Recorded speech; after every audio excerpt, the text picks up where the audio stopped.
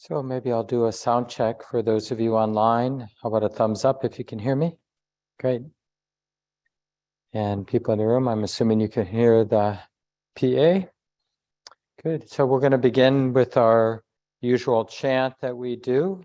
And I've been putting into the chat the document that has the suffusion with the divine abidings. And for those in the room, it's on page 30, I believe, the 4 quarters chant.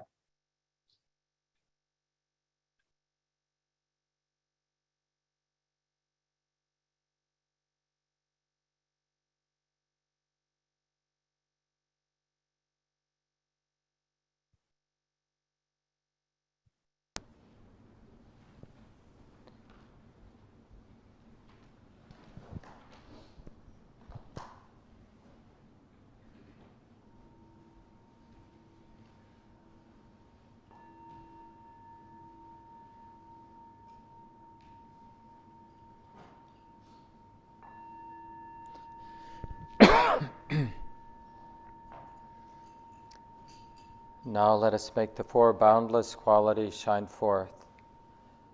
I will abide, pervading 1 quarter, with a mind imbued with loving kindness. Likewise the 2nd, likewise the 3rd, likewise the 4th, so above and below, around and everywhere, and to all as to myself, I will abide, pervading the all-encompassing world, with a mind imbued with loving kindness, abundant, exalted, immeasurable, without hostility and without ill will.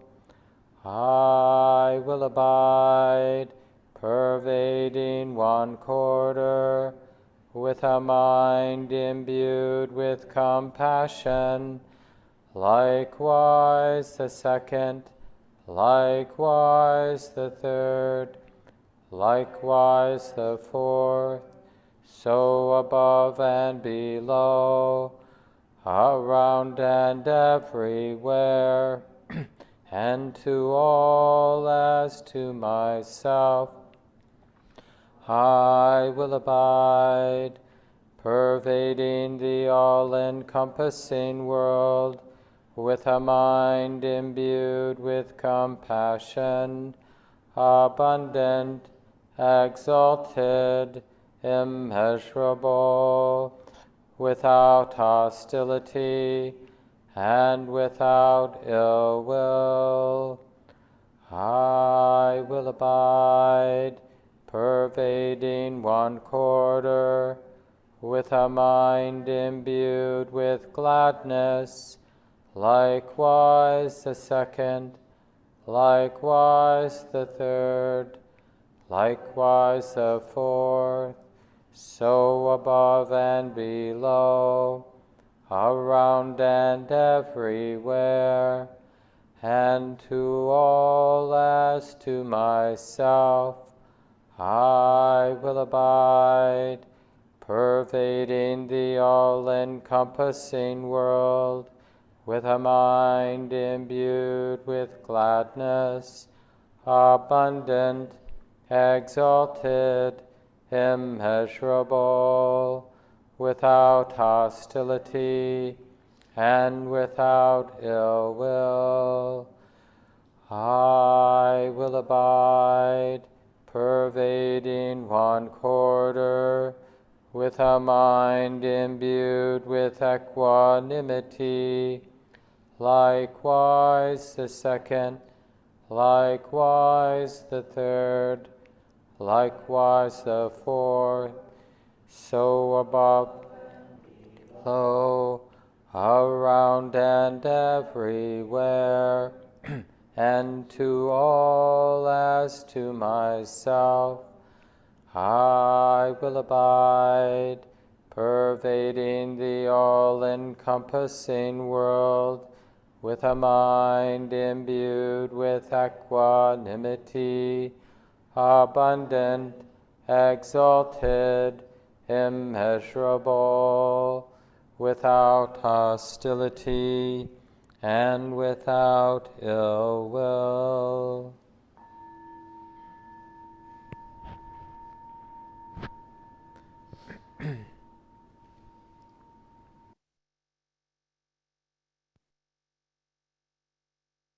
And we'll settle in for sitting time, finding a posture that works for you, where the body is relatively settled and relaxed, and this quality of uprightness,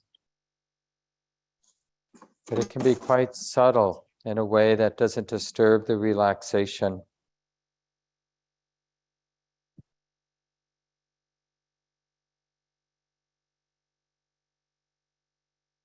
Just this interest in being right in the middle, upright,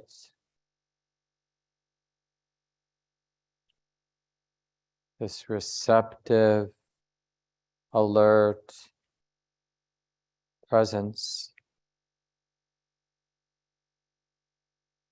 And of course, often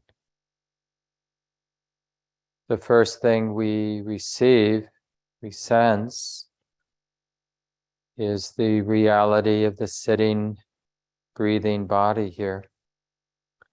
Just this ocean of sensation, shifting and moving, right? It's a living experience of sensation. It's a living, changing, unfolding. And can the heart be in a loving, tender way? Can the heart be willing to be exposed or open to the movement of sensation here and now? Willing to feel whatever's here to feel.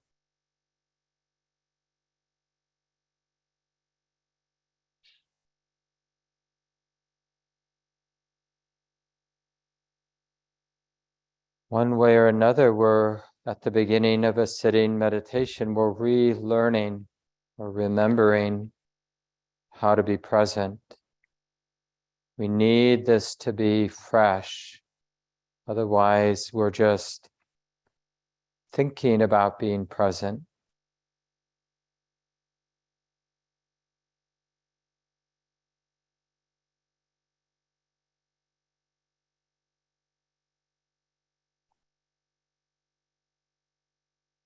And sometimes our way of beginning again is to use a specific meditation anchor.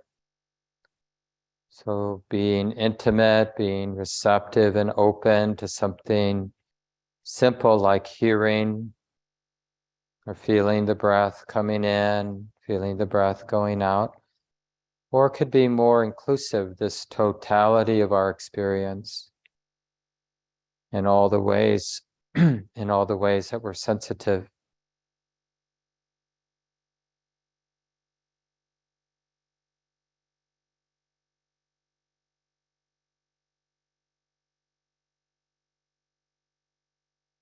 We're relearning that it's trustworthy to connect, to sustain, to be radically open or present with the conditions. Whether the conditions are all inclusive of our experience or more specific to one aspect of our experience here and now. It's really a matter of choice of what's a skillful means to learn to trust being present.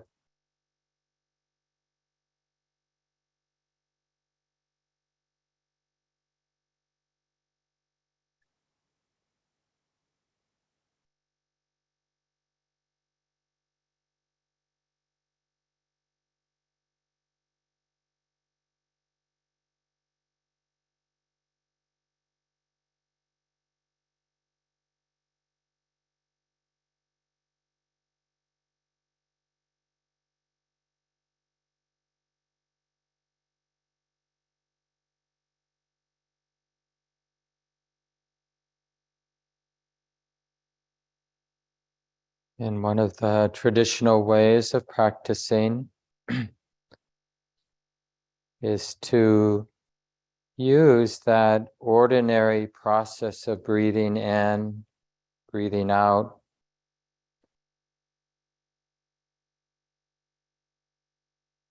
It can create a simple rhythm for our practice. So as we're breathing in and aware of the sensations of that in-breath,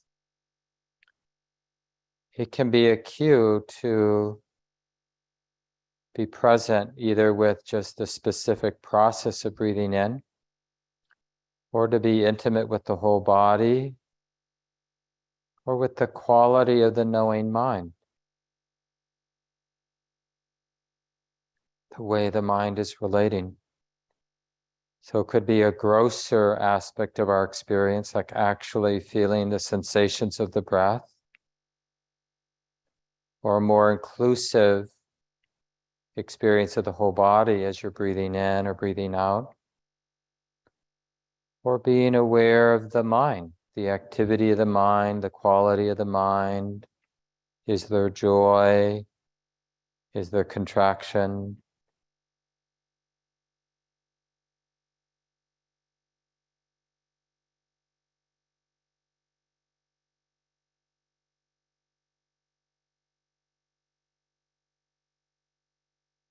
And generally speaking, it's more useful to begin with what is more gross or more obvious for the attention, like actually feeling the sensations of breathing in and breathing out. And just let the concentration, the continuity begin to develop on its own, using a more gross object to train with.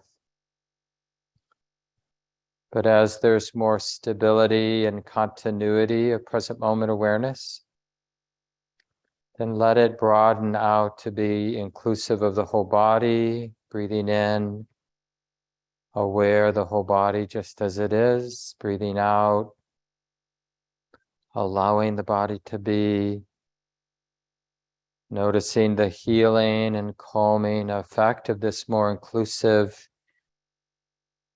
way of being present. Noticing the lightness and joy that arises and the ease of heart, the contentment that eventually can be noticed, the quieting of the thinking mind. All of this is a natural unfolding with the stability, the continuity of present moment awareness.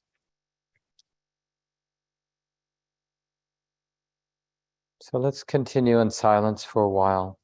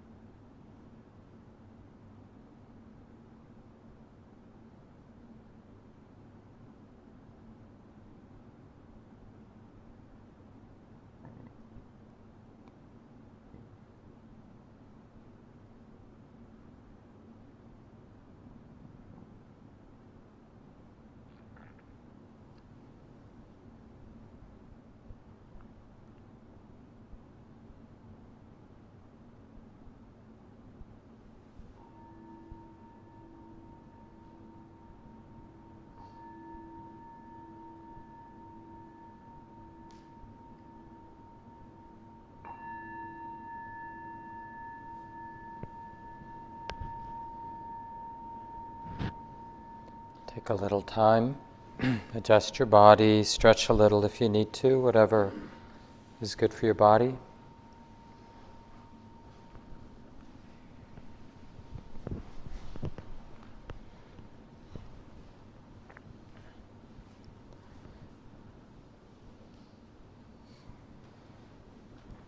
Welcome everyone, people online, people here in the room. Merry Christmas for those who celebrate, and happy holidays, and this cold morning in Minnesota, and probably for a lot of you out of town, those of you online, it's real winter. Maybe I'll just do the announcements. So we here at the City Center are going to be having our annual year-end retreat. I think it's our 30th year doing the year-end retreat. Starts on the 26th, ends on the 31st. So the City Center will be closed during that time, and so that people can practice here in the city. And we also have people practicing at the retreat center, and a number of people practicing online, joining us on Zoom. So it's a great tradition. If it doesn't make sense for you this year, just think about that in the years down the road. It's a time when the community comes together to practice. And then we have our annual New Year's Eve celebration, 7:30 to 12 midnight on the 31st. And there's music and chanting and time for reflection. Those of us in the building will have a potluck during the evening. You don't have to stay the whole time, but join in at 7:30 and stay as long as you'd like for that celebration. There's more information on the website on the calendar. Aya Nyanaka, Buddhist nun, and I will be teaching a half-day retreat on Saturday the 7th, 1 to 5 Central Time. Aya Nyanaka is a former community member, but they've been training as a Buddhist nun now for about 7 years, 6 or 7 years. And is coming back to do a little teaching, but mostly to be on retreat later in January at our retreat center for about a month, doing their own personal retreat practice there. And then that next week in January, we'll begin the next introduction class. So if you know anybody who's interested in an introduction, this one I'll be teaching. 6 Tuesdays, begins on the 10th. And then we'll have our quarterly Buddhist studies class that I'll also be teaching. That's Monday night, 8 Mondays, beginning on the 9th. We're going to be studying the 7 awakening factors, a really important teaching from the Buddha, these qualities of mind that when they're developed and in balance with each other, that the mind inclines to freedom and awakening. Because it's easy to have the wrong idea that I have to make my mind wake up, or I have to make my mind non-distracted, or I have to fix my heart, or something like that. But actually, it's really more like this simile of a gardener where we're cultivating certain qualities of the heart and mind by noticing them and noticing their wholesomeness. And that's what develops those qualities. And when those qualities, like tranquility, or like interest, or joy, these are some of the 7 factors, right? Energy, investigation, or interest, concentration, equanimity, or balance. So those are the 7. And when they're cultivated by noticing those wholesome qualities and as an actual quality, our way of relating, just a tendency in our mind that gets stronger because we recognize it and recognize that it's helpful or wholesome. Then the mind just starts to see what it hasn't seen before. It wakes up naturally. So that's what we'll be studying for our winter Buddhist studies class, Monday nights beginning the 9th of January. So join in for that. And last week I began a teaching, central teaching really, from the Buddhist tradition on the 3 wholesome, 3 unwholesome roots, which is very much related to this teaching in Buddhism on the 3 bases of, it's sort of a clumsy title, the 3 bases of meritorious action or deeds. But the simple way to understand it is like the Buddha taught, just the people who wanted to be happy. They didn't even care so much about a spiritual life, but they were just miserable. Life wasn't kind of working out for them, as it isn't for us in moments at least, if not in a lot of moments. And he basically said, well, there's a real lawfulness to how happiness arises. These are the three bases of meritorious action. But it's really like when the mind keeps these three things in mind, does happiness arise. Happiness in a very real, ordinary, functional sense. Happiness, the kind of happiness you're actually interested in. Right? So, and the three bases of meritorious action: generosity, moral integrity, and bhavana means cultivating the heart, the stability. It's like knowing that the quality of the heart or the mind that's sensitive, that's paying attention, matters. A scattered, distracted, reactive, superficial mind, it's not a very good friend. A stable, present, kindly, fearless presence, that's a good friend. That's a good heart or mind, right? It helps. So that's what bhavana means. And it's related, as I mentioned, to the 3 wholesome roots. When the unwholesome roots, greed, hatred, and delusion, right? So the wholesome roots are just not greed, not hatred, not delusion. So the mind that, or the heart that's absence of greediness, absent of hatefulness, and absent of deludedness. So generosity, the contentment. I'm just thinking like, what's the opposite of greed? So generosity, contentment, a willingness to let go, not holding tight. What's the opposite of hate? Kindness, compassion. What's the opposite of delusion? Seeing things as they are, being clear, not distracted, not superficial, not confused by concept, right? Because, we often, and it's just part of the way we think and operate in the world, and there's some reasons for doing it this way, where we have a concept, and then that allows the mind not to have to pay that much attention. So you're at home with the person you live with, a partner or a friend, and you know that that person's over there, right? And you can have the concept, that person's over there, and so then you can really attend to like washing the dishes in the sink, because you got that concept that sort of holds that space. You're not really paying attention to the sounds of that person over there, or the sight, or the sense, right? Because the concept sort of holds the world together for us. And it does it individually and it does it collectively, right? The sort of shared meaning that we use, but we can misuse it where we use the mind becomes dependent on the concept. It doesn't realize that a concept, like even the concept of ourselves, is just it's like a holding place. Like whatever I think about myself, that's not actually me. I'm a white, straight male who's 64, who teaches Buddhism for a living. But that's not, my subjective experience of me.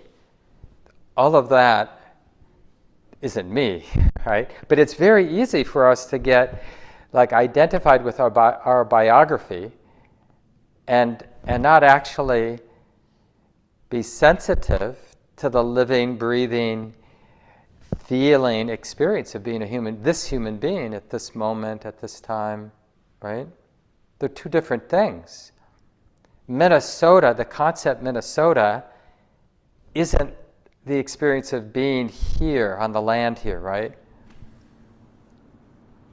the idea of my partner, Win Fricke, the co-founder of Common Ground, that idea of that person and all my baggage, like the experience that we share, I don't mean baggage in a negative sense, but just all those ideas of what we did back then and how that was and what I like and what bothers me, and that's not actually the person.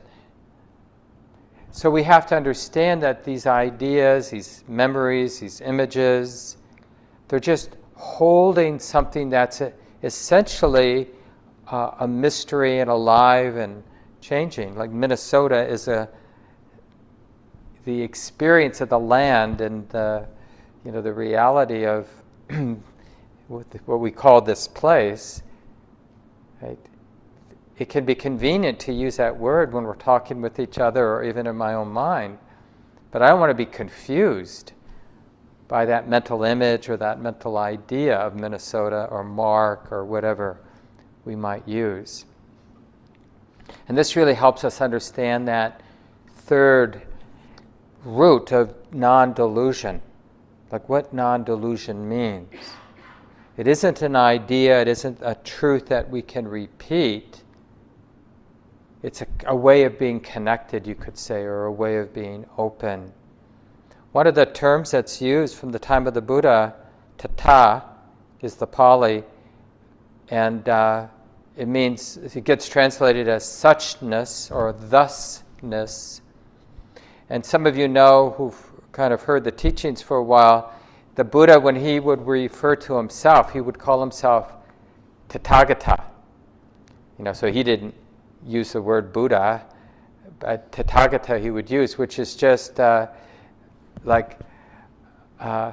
it's kind of saying, like referring to herself as the way it is, thusness, suchness, the way it is, right? Nature, you could say even. But that's how we read that. And then other people would refer to him as the Tathagata too. And it's really this word suchness or thusness or the way it is. But not that term, the way it is, points the mind, the sensitive heart, to the subjective experience of being open without imposing a concept of the experience of just being open or present. Because that's how it is. And that's, in a deepest sense, who we are.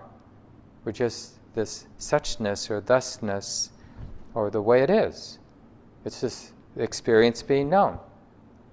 That's kind of the bottom line.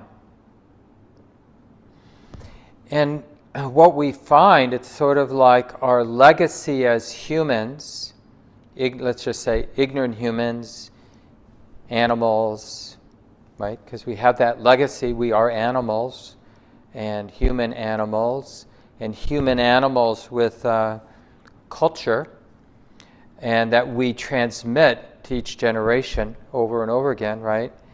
And so we have a legacy. And in Buddhist terms, that legacy, a lot of that legacy is ignorance. That's what we transmit. That's what we're codependently transmitting to each other and keeping each other in the web, in the entanglements of ignorance. And but clearly part of our culture is what we would consider wise and good. Part of our legacy. And each of us in our own way, we have to do this separation. This is one of the talks the Buddha gave that got recorded, that's sometimes translated as 2 kinds of thought. And the Buddha is just sharing about how when he himself was a practitioner before his own deeper awakening, seeing things as they are, and the kind of liberating effect of that deep insight, before that happened, he discovered that just getting interested in what's wholesome and unwholesome, and not in some theoretical sense, but in that direct way of correlating when these qualities of mind are active, dominating, shaping how I'm perceiving and paying attention and relating to the present moment, what gets set in motion.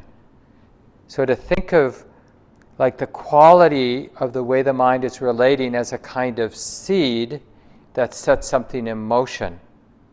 And this goes right to the teaching on karma, right? The motivation, the quality of the mind that's relating right now, the shape of it, the texture, that way of relating has consequences. And if I'm relating with greed, if I'm relating it with hate, sorry, I'm all speaking of entanglements, I'm totally entangled here. Sorry about that. When we're relating with greed or hatred or delusion, right, that's a karmic act. So when I'm thinking that I really need something, I see Ari's nice big sweater in front of me and I go, I could use a sweater like that. And there's some greed, just in the background, the mind is kind of scheming about, where can I get something like that? All of a sudden, I'm not happy now because I don't have the sweater I want. Because now I have the idea, I'll be happy when I get that sweater. So I can't be happy now. I'm tight because I'm desiring something. And the mind has this story that when I get what I want, then the tension of desiring, craving, will go away, will be released. So that root, that unwholesome root of greed, when it's dominating, shaping the mind, it's suffering or some stress then, but it reinforces that tendency. It's like wiring that tendency into the mind to be relating as a human being through the lens of greed. What will make me happy? And you know how it is. Back in the olden days, we'd look through catalogs to find out what to be greedy about. Nowadays, we scroll through the internet, and we're looking for things to want, to crave. And we do that socially when we're with other people. We're dividing the room in terms of who I don't want to be around, who I don't want to be in conversation with, who I do want to get to know, who I do want to be in conversation with, who's cool, who's not cool, who has clothes that I want, who has clothes that I would never wear, a body that I'd like to have, a body that I'd not like to have, a personality that I don't want, a personality that I do want. And then so that fear and hope, greed and hate, that's like an ordinary mind, but you see how common, how much we rationalize greed and aversion. I thought for those who are going to stay for the small groups today, or just those of you who aren't going to stay, but just having a conversation with a friend, a Dharma friend, somebody who does some practice, like to share with each other, where are those places in my life where I unconsciously rationalize being greedy or being hateful? And I'll give you a simple example of this. On Wednesday morning, the internet at our house was down, and I'm quite reliant on the internet because I work at home mostly, and just tried everything, couldn't get it to go on. And I had been at the Common Ground, the city center here, early in the morning, and I had accidentally left my phone. So I didn't have access to the internet through my phone, through my cell service. And I was just couldn't figure it out. I spent a good hour trying to get the thing rebooted. And so finally, it was really cold and stormy, blizzardy on Wednesday, so I walked, because I don't have a working car right now, so I walked to the center to get my phone. And what had happened is my credit card that pays for our internet service expired, and then they send you a new credit card. But they sent me an email at 8 in the morning saying that my credit card had expired, and that was exactly the time they shut the internet off. There was no warning, no text like, hey, we're going to bill you in a few days. You got to give us your new expiration date on your credit card. I mean, it's the same credit card, it just has a new expiration date. And So anyway, I see that, and then I call the number, the customer service to give them my new credit card number. And the thing is, the same thing happened in the summer. Wynn's credit card, different credit card, same account, but different credit card, had been paying for the internet service, and it expired in like August. Same thing. And the guy gave us the same thing. Like I said, why don't you let us know, before you shut our internet off? And he said, well, there's a glitch in the... He went through this spiel, and he said exactly the same thing the person in the summer said. And I didn't lose it in a terrible way, but I was clearly rationalizing being angry. It's like, oh, in this situation, you need to be angry. It's like they deserve my anger, right? But the thing is, and the Buddha says as much in one of his teachings, when you're angry, it's like picking up a red hot ball of metal. Who gets burnt first? The person who picks it up. So it's like not for my own well-being and not for the well-being of the poor guy on the other end of the line, right? And I had enough wherewithal to say, I know it's not your fault, but I'm still going to send my anger your way. I didn't say that piece, but that was sort of the second part, because, well, if it's not his fault, why am I expressing irritation toward him? And I'm sure if there probably is a glitch, clearly there's a glitch in their system. That's not a good way to treat your customers, to shut their internet off, especially these days when so many people are working at home. And then, of course, the thing you would use to see the email that you need to give them your new expiration date on your credit card, you can't because you don't have your internet service if you're reliant on that for your email. So it's just interesting to notice when we rationalize greed and lust, when we rationalize irritation and hate and fear, and when we rationalize being disconnected, in denial, distracted, superficial. And just to, now the key, like in terms of our practice, isn't to be afraid of when our mind is being governed by greed, hatred, or delusion, but to be interested, because being afraid of the unwholesome roots isn't what uproots the unwholesome roots. What uproots them is actually getting curious. So we see, oh, there's irritation there, like to some degree I was able to do on Wednesday morning. And just to see the contraction of my own body and mind, and to see the quality of the way I was relating to another human being.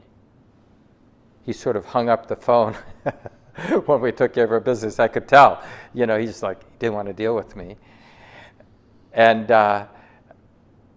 just like what gets set in motion. So we're just correlating, when my mind is irritable and angry, well, what gets set in motion in my heart and in the world? And is that what I want? Is that what the world needs? And is that what I need? Does that do anybody any good? Because that's what does the uprooting, is just to see what kind of garden is getting cultivated in my heart and body and mind and world. And is that the kind of garden? Do I want those kind of fruits? No. I do not want a world that arises out of aversion. Do I want a world, because this is the world that arises out of greed, hatred, and delusion, by the way. It's like this. And it doesn't take that much openness, interest in the world around us, the world of our families, our communities, the wider world, even the world of our own mind, like the first few minutes when we sit to meditate. Especially, if you don't often, sometimes sit in the middle of a busy day. Just close your office door if you work in an office, or find a quiet place to go, and just notice what the world and your busyness, like what's getting cultivated, what's getting stimulated. Or after you read the news, then just go sit, do a lying down meditation, and just notice what's been just cultivated, what's alive in the body and mind right now. And then just that question will be there. That's really wisdom which is always a quiet force in the background. Wisdom isn't those quality of mind that asserts itself. No. You got to listen to me. That's not wisdom. That's usually greed and aversion. Wisdom is that quiet, intuitive voice, if you want. I mean, it's for some people, maybe it expresses itself literally as a voice, maybe in moments when the wisdom is really strong. But it's just that intuitive knowing, maybe is a better way of saying it, like, honey, this isn't the way.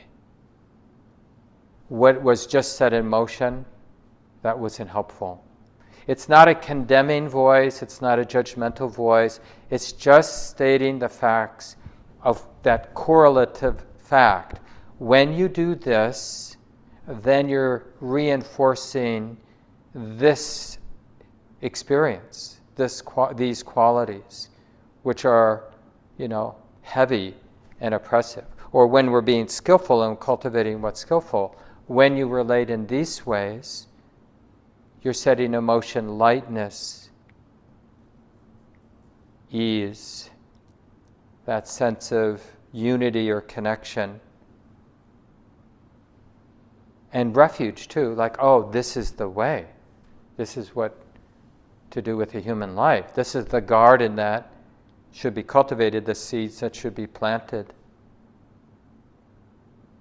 The image of a seed is actually a useful simile for karma. And just, it can be a really functional question to drop in anytime during the day and during our sitting times as well, of course. What kind of seeds or what kind of seed is getting planted and cultivated? Which is just a more, poetic way of asking what qualities of mind are active and what qualities of mind are getting strengthened by how the mind is relating right now. The way the mind is paying attention, what it's paying attention to, how it's paying attention to that. That means seeds are getting planted and cultivated. And the Buddha compares the unwholesome roots of greed, hatred, and delusion to these entangling vines. You probably heard me mention it. It's a really graphic part of the Buddhist teachings. These vines that in tropical forests, that start to grow on the branches of the big tropical hardwoods, and then eventually they drop their roots down to the ground. But over probably decades, they will encapsulate the entire tree. And they can be as big as city blocks, these vines, because they spread to other trees. And it's just this organism that, and this is what the image the Buddha uses for how greed, hatred, and delusion, the tendency to be relating with greediness, hatefulness, deludedness, can just take over the personality, I guess we'd say. And we see this in people. We see it in ourselves at times. We have these terms, we're fit to be tied. It's like, basically, when you think about that common phrase, fit to be tied, it's like, I should not be out in public, right? Because the quality of my mind is just going to get myself and other people in trouble. Right now, I should put myself someplace where I'll cause the least amount of harm, because we know that what's been activated in my personality in terms of the tendencies or habits of this mind are not the habits I want to be bringing into the world. And hopefully there are other times when it's really important that we notice the wholesome roots. It's really the point of this talk, not just to mention the unwholesome roots, but to be just as clear, maybe even more clear, more capable of recognizing when non-greed, generosity, renunciation, contentment is present. Those tendencies have been activated. Can we be really clear, not when hatred is there, but when kindness, generosity, forgiveness, patience, compassion, tenderness, appreciation, gratitude, all these, really the qualities of love, non-hate really or the qualities of love, which include just the absence of aversion. Oh, like how many times have we actually noticed, oh, look there's no aversion right now active in the mind. But there are clearly moments when there's no aversion coloring how the mind is relating. But do we actually notice? But we do notice when we're angry, hopefully, eventually, because it gets our attention. It's so destructive, it can be. But we're generally not as skillful. It's just not in our skill base to notice, oh, this is a mind without aversion. I guess this is love. This is kindness, this is compassion. Because it's really more about the absence of hate than what we would call the presence of love. So that's actually, I found very useful in doing this kind of work, is to understand, as a functional definition, love is the absence of hate. That's what love is.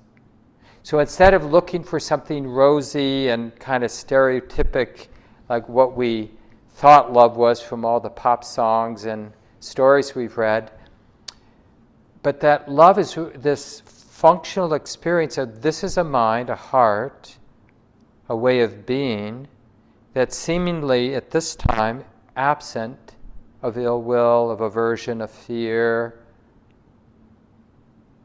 Oh, well, this is a pretty functional way of showing up in the world. And really get to know the mind that is empty of aversion and the mind that is empty of greed. Like, oh, contentment. I could have a sweater, but I don't really need that sweater. And if it came my way, great. But I'm okay now. That's called contentment, right? Contentment with what we have. And to really know that experience of non-greed. And it doesn't mean we don't notice the nice things around us. It just means we're feeling the contentment, the non-greed, the non-dependence on things being different than they are, like having more money. So when we're alone, doesn't mean we don't want to be with our friends. It just means there can be contentment being alone.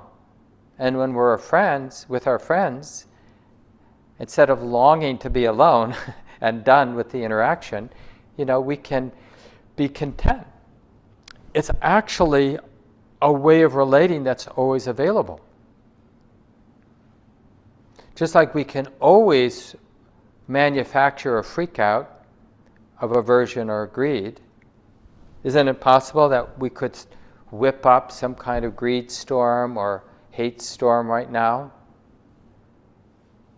Putin is one of the easy targets. Like if we want to generate a lot of hate, the sort of current evil one for us collectively in this land at least, it's like, oh, people like that shouldn't be allowed to exist, it's not okay, or something like that. And we could use it to sort of justify the sweet feeling of hate, because it kind of, we feel organized in a way when we're like that self-righteous hatred, good versus evil. We like those simplistic stories of good versus evil, because it supports that sense of self.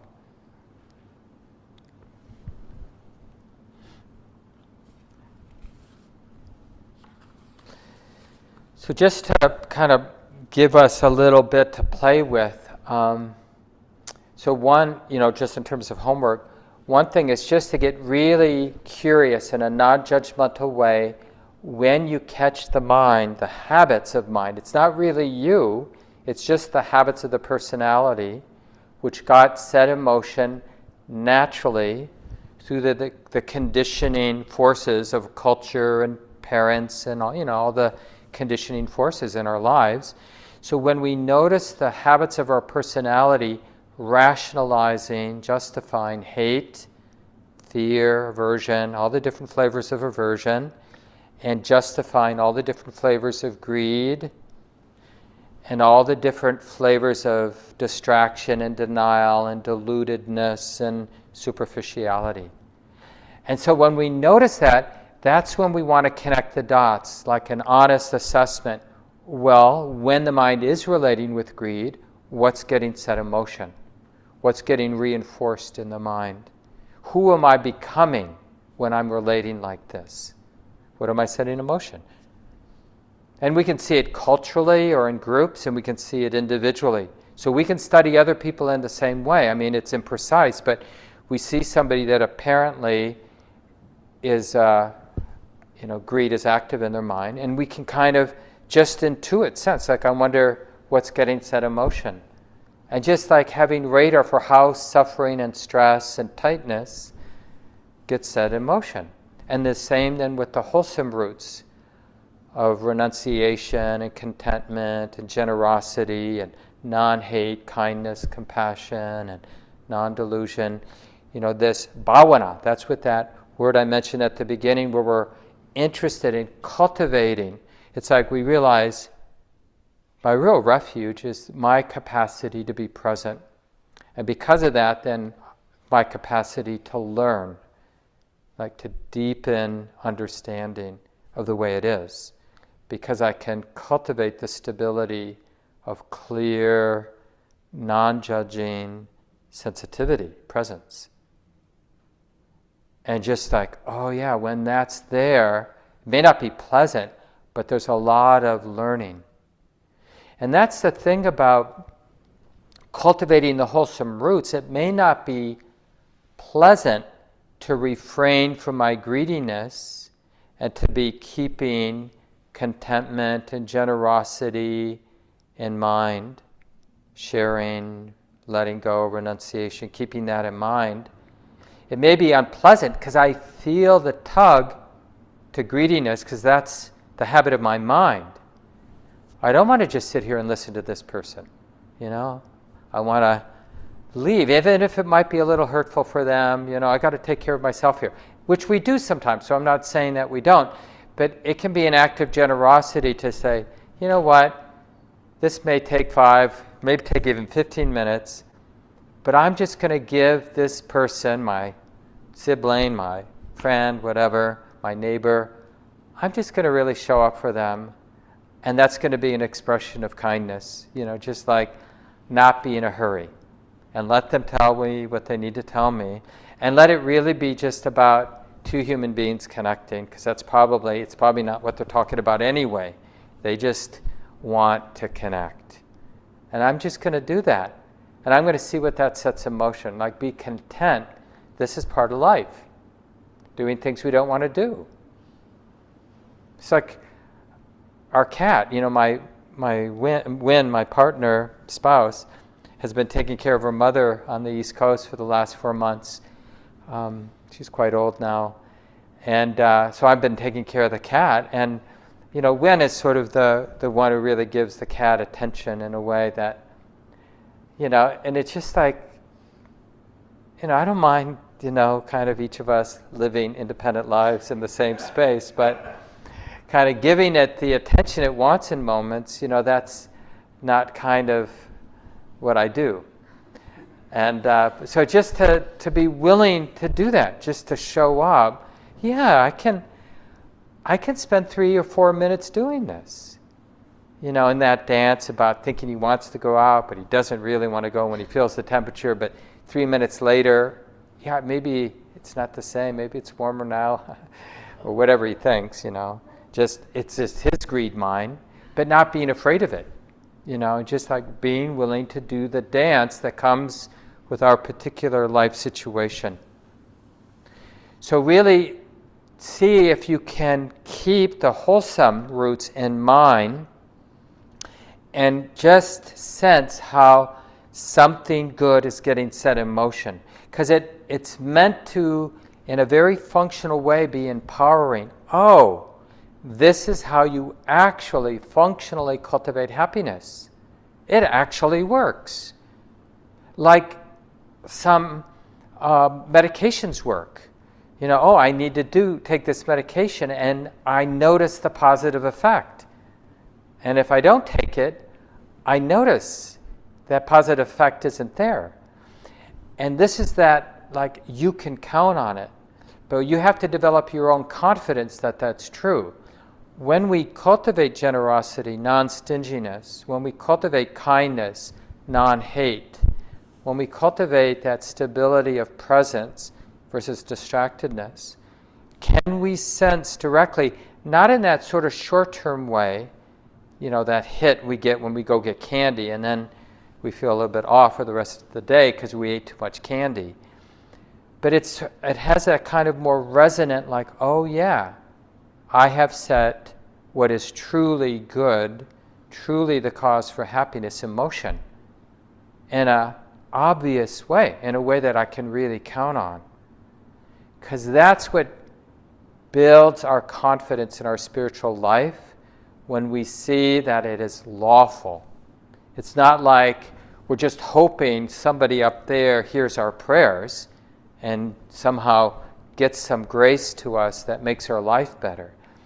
But Buddhism is this real pointing toward independence by understanding cause and effect, and then living with integrity in accordance what our life has taught us actually leads to hell, and actually leads to wholesome, happy, light, loving states where we feel like, oh, even if my external circumstances are really bad, because practice isn't going to make, this blizzard not happen or financial ruin not happen, right?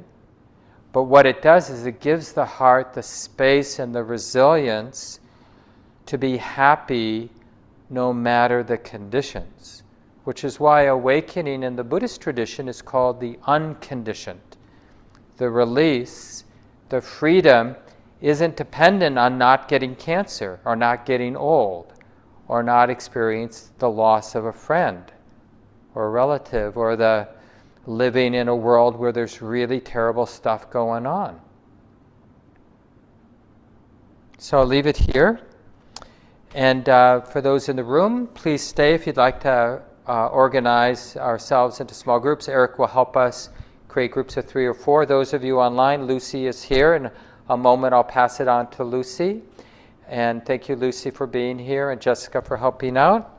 And stay and discuss this in small groups for about 15 minutes. Otherwise, I encourage you to find somebody at home in the next few days to kind of regurgitate what I talked about today with somebody you trust, and just to make these teachings more real and more of your own. So nice to be with you. Merry Christmas again, and hope to see